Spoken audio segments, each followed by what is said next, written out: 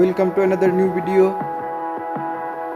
In this video you will see how to fix network connection problem. Please follow complete the process.